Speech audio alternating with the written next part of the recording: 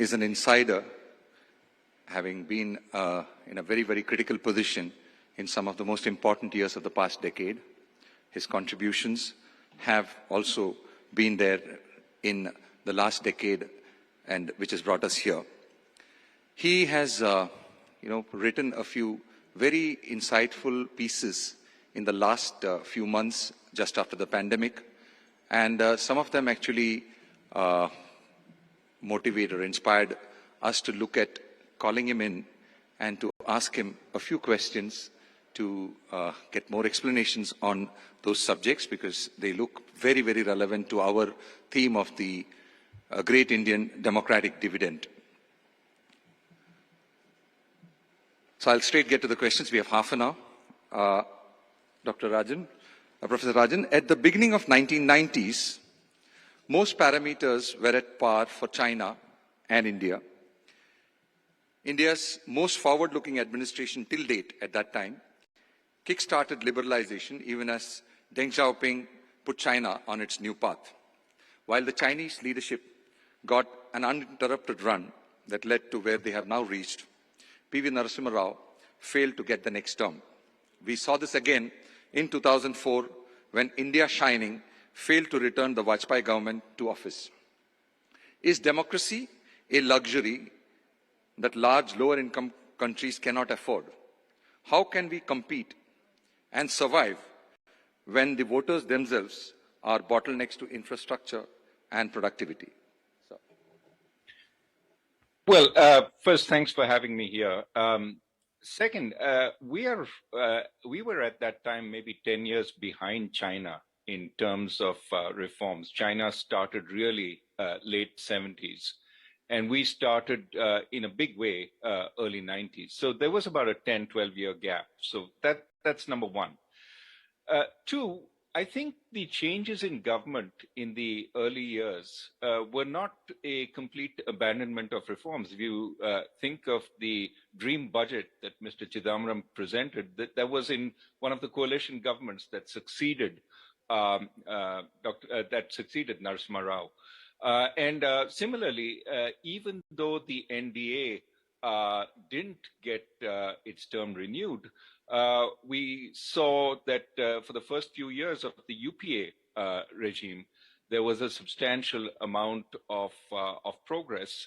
Growth was strong until the global financial crisis. So it's not as if every new government sort of throws away the reforms that previous governments enacted. There might be a rebalancing. So, for example, the UPA focused much more on redistribution, while the NDA, the first NDA, focused much more on growth. And I think that combination sort of helped and perhaps was necessary democratically speaking. So I would say that the jury is still out on whether that combination of strong growth, focus on redistribution, in some ways was as good, if not better, than what the Chinese did. The Chinese focused primarily on growth, and over time that paid huge dividends, but we tried to take a slightly different path. Thank you. Although, they have been able to take a lot more people out of poverty than we have been able to. Of course, now we have almost caught up there. Coming back to reforms, you spoke about the timidity of reforms and lack of democratic dialogue in formulating policy in the recent years. Is protest in today's political environment really constructive when groups pick issues not for the merits, but the expediency of putting the other side of balance?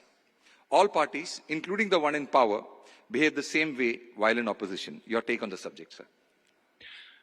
Look, democracy is not always easy, right? It requires navigation, and clearly that requires a certain amount of dialogue. You hope that in that dialogue you get some course correction, you get some of the edges taken off policy, but that makes the policy more appealing to a larger number of people.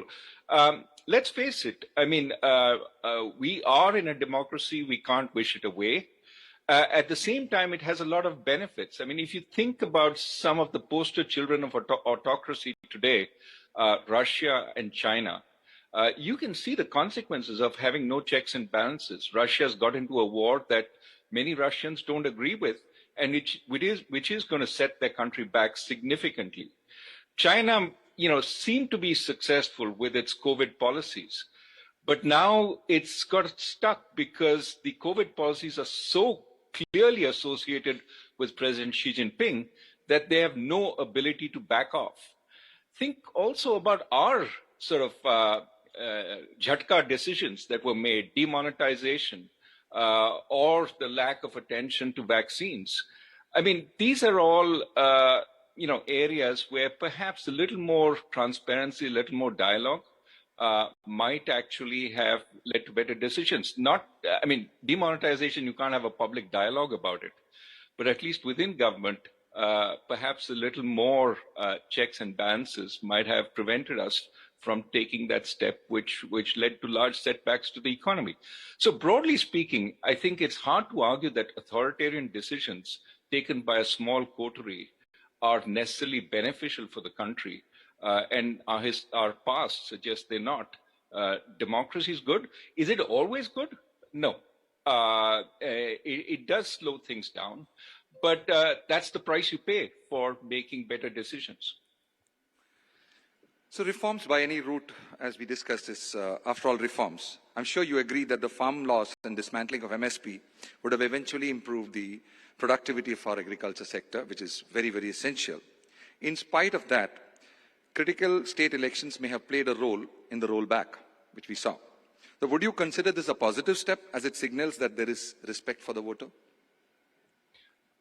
Look, I think that in the farm laws, there were some good elements, and I've said that repeatedly, but also it was a centralized one-size-fits-all kind of law.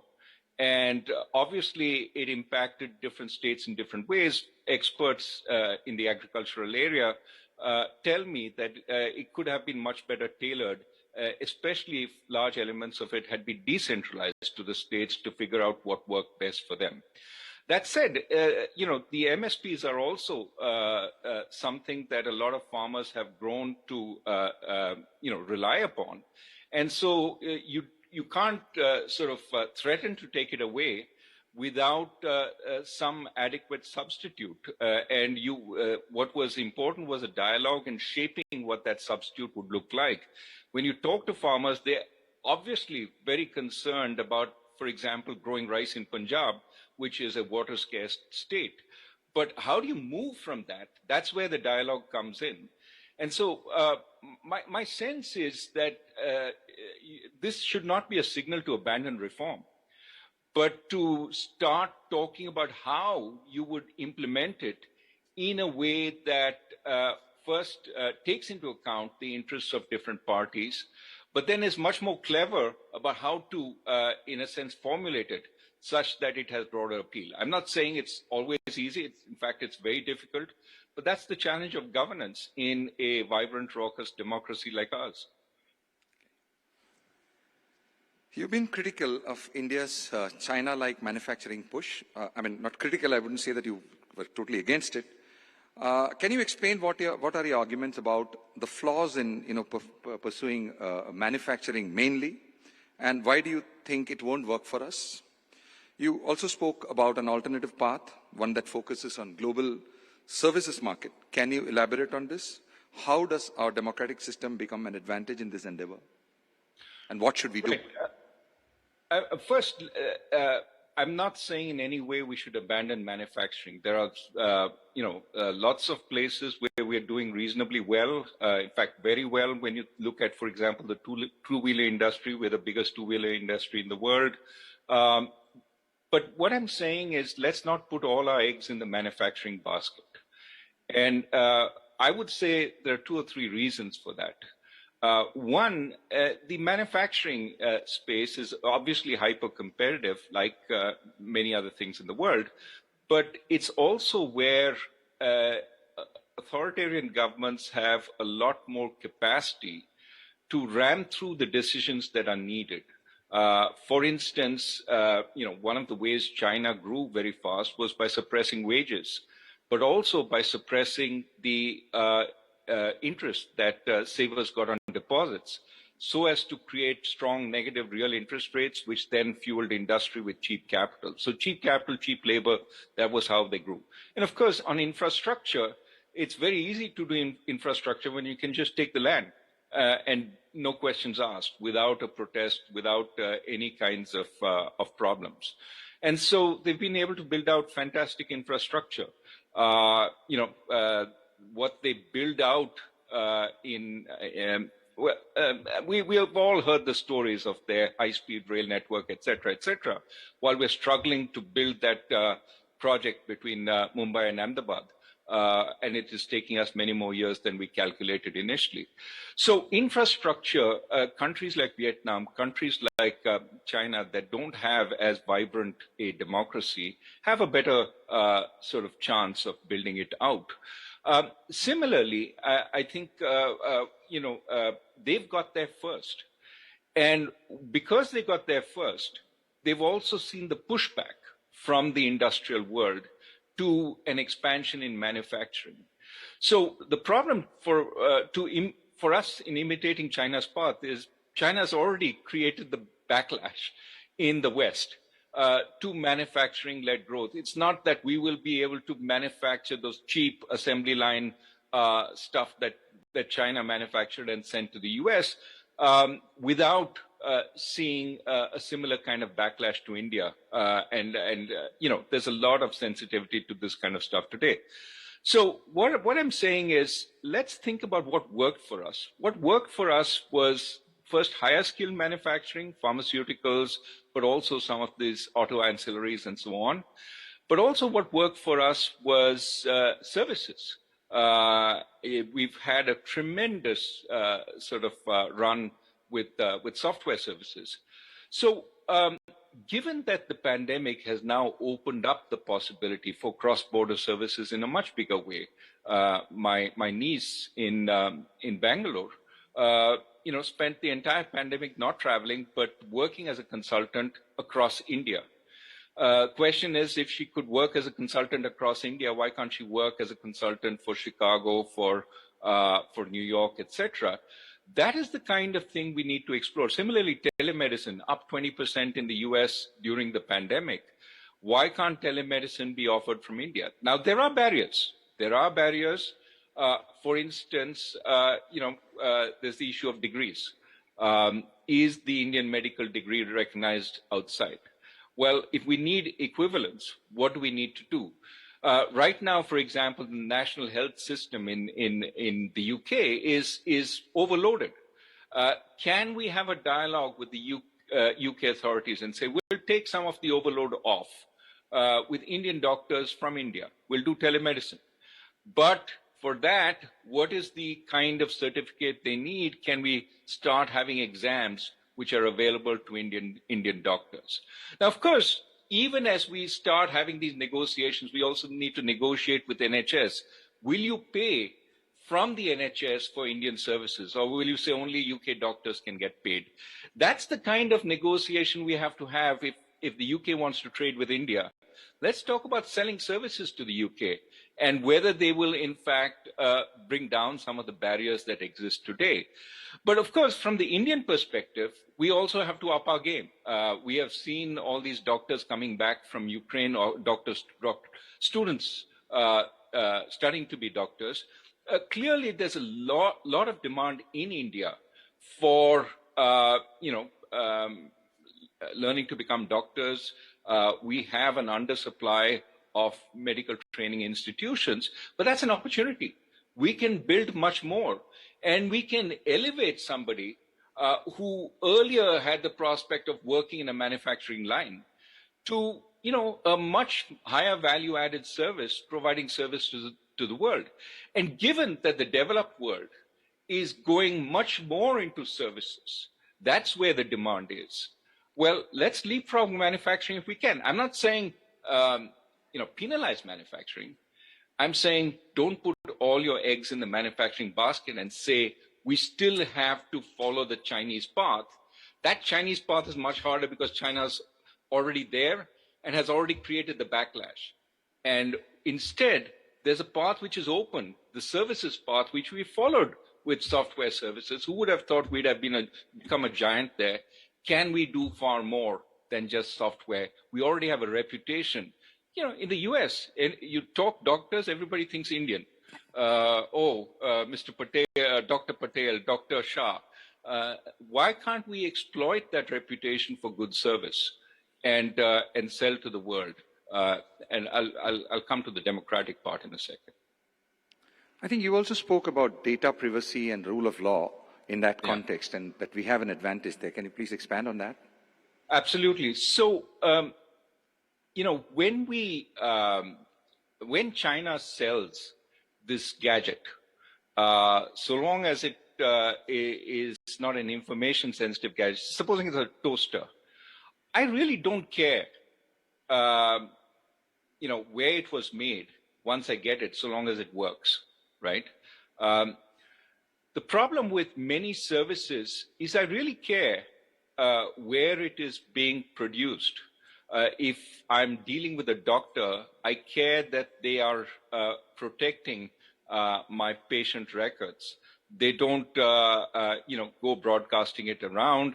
They don't sell it to companies who can then exploit my data to, sell me products that I'm, particularly vulnerable to buy. So there are these issues with services which involve data privacy, data access, and where as a authoritarian country, I would be very, very worried if my data were held by that country, and so would my country authorities. What kind of people are buying this service from a China or a Russia? What kind of blackmail could they be subject to? And so, if we are an open, vibrant democracy, we look as if we can be trusted. But if in addition, we bring in sort of protections which are consistent with our democracy, consistent with the Supreme Court ruling, I think it was 2017, which protect the privacy of the individual, protects their data, not just from dissemination by the company that gets it, but even by intervention by the government. If we can show that we have the checks and balances that can be trusted, then we become trusted service providers to the world, because we are saying, look, even our government can't get at that data without a court order, and our judicial system is respectable and will not give that court order for frivolous needs. So my sense is we have a chance to build on our democratic values. We have a chance to essentially leapfrog where leapfrog into this new area of services. But our democracy should be seen as an advantage there rather than as a disadvantage, and we should build on it. So one more point on the perception from the outside, we being a democracy, rule of law, etc. We spoke just now. You also touched upon, in a very minor manner, but it's something that is very high context right now, that India's image of being respectful towards its minorities as important for it being perceived as a desirable trading partner and investment destination. I want to qualify that this actually did not matter to the world in its dealings with China, but nevertheless, in the context of the recent disturbances and the news flow, if you may have seen across different Indian cities, how serious do you see this as a factor? Given that we are emerging as the next big consumption center, can we afford to just wing it? Well, first, I would dispute the fact that China has been able to get away. The treatment of the Uyghur population, to some extent, the treatment of the Tibetan population, is much more front and center. And when you behave badly towards your minorities, it does send a very, very different picture of you to not just consumers across the world, but also to governments about whether you would be a reliable partner, whether they actually want to help you. Think about the image that Ukraine has. Why is so much help going to Ukraine today? a lot of it has to do with the way Zelensky plays out in the democracies of the world as a brave fighter for democracy. And forget the reality of Ukraine before this, right? The corruption, the authoritarianism within Ukraine itself in the past, and so on. But now it is seen as somebody that democracies around the world, not just the West, but places like Japan, Korea, want to associate with. So there is a public perception which is very important. Again, where India starts with an advantage, but it is ours to lose. And this is where, to some extent, I think we have to be very, very careful. As you know, in the UK, for example, Infosys got into a little bit of trouble. Partly that was political, but because it was continuing to do business in Russia, and there was a lot of furor, especially over the chancellor and his wife and so on with Infosys. But these things get picked up, and these things get broadcast widely. And the public perception, there's much more of a sense in the public that we can punish corporations that don't behave the way we want. And so that has to be navigated carefully. If we are seen as a democracy, treating all our citizens respectfully, and a relatively poor country, we become much more sympathetic. I am buying this stuff from this country which is trying to do the right thing, and therefore our markets grow. On the other hand, this is a country which is siding with the authoritarians.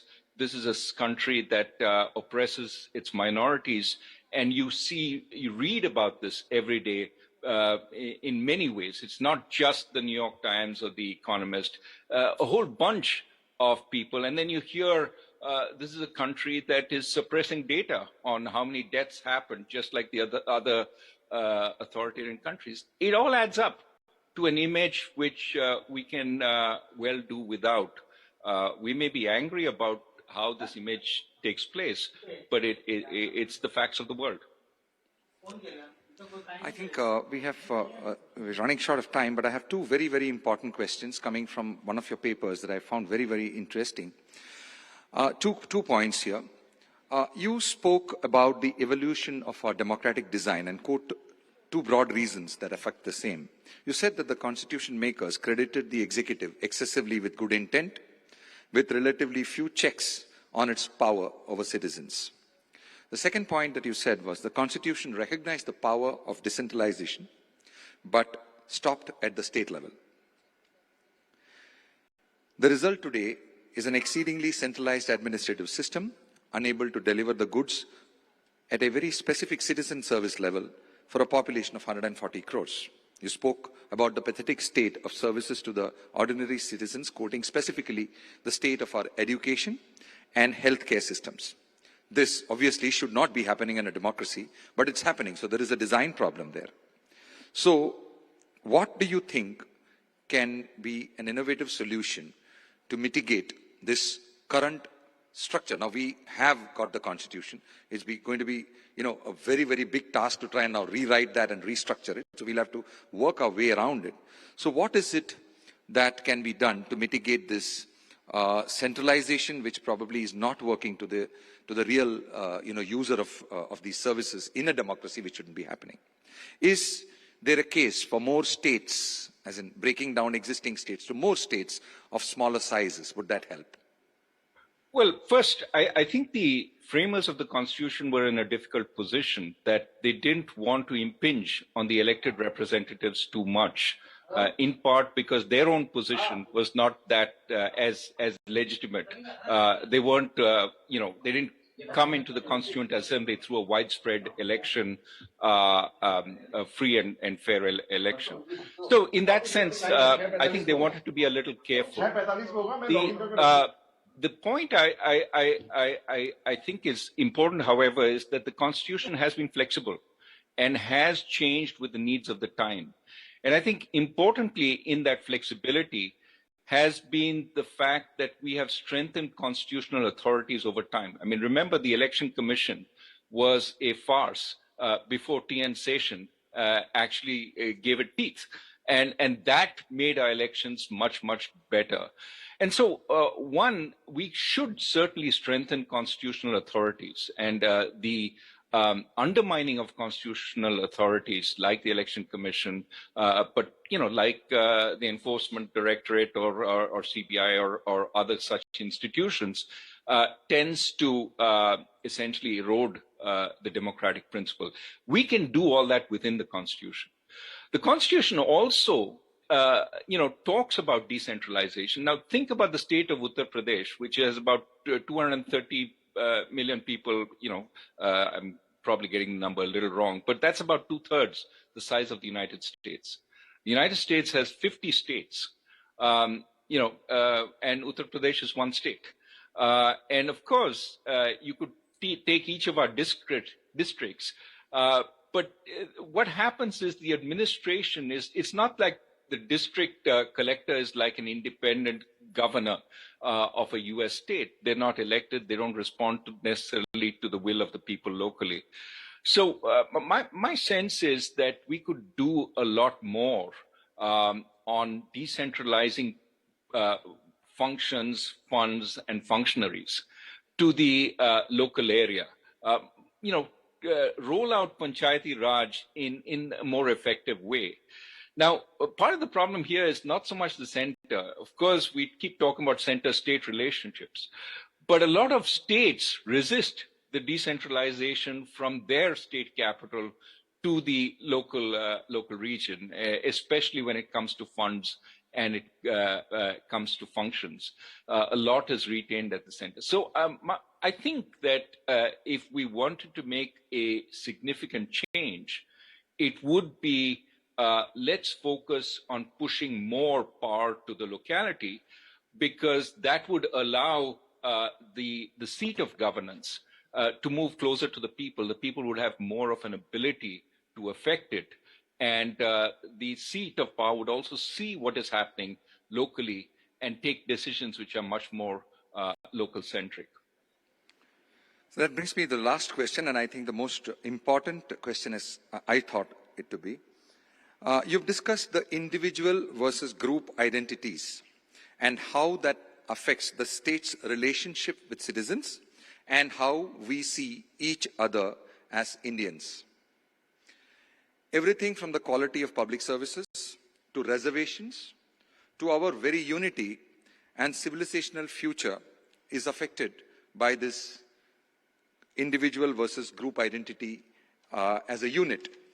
In fact, the Constitution, recognized the individual as the primary identity unit and not the village. However, our electoral democracy rewards aspirants to power, candidates who can drum up a simple majority. Now, I can tell you as a media manager whose business success depends upon, creating audiences and getting more and more viewership and becoming the most viewed, that it is much easier to build audience when we talk to groups rather than to individuals. So the group identities such as caste, community, religion, language, etc., play a huge, part in being able to, create support in a political process in our democracy. Isn't it then naive to expect that power would come to political players who work for individuals when it is much more efficient to placate groups and play to that gallery?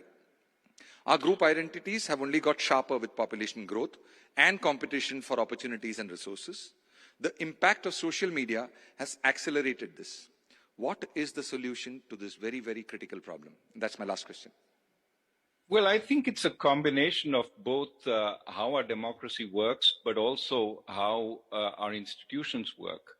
I think what we will find is catering to groups is going to become increasingly more difficult because there's a fixed pie. When every caste wants more reservations, when every state wants to reserve for the sons of the soil, what is left? When everything is reserved, effectively nothing is reserved, right? So we're going to come to the limits of group-based policies. And certainly, I think there's a lot of movement. When I say individual, I'm talking about looking at the individual condition and saying, okay, I have an awful school. I need to change that if my children are going to do better in life. And so facilitating the process of changing that. We've already talked about one way that can be done if more is decentralized. So I know who's responsible for my local school. It's not somebody way off in the state capital or in the national capital. It is somebody who sits in the panchayat and who essentially signs off on the school's bills. Can I go and talk to them and say, why is the teacher not showing up at the school, more than once a week?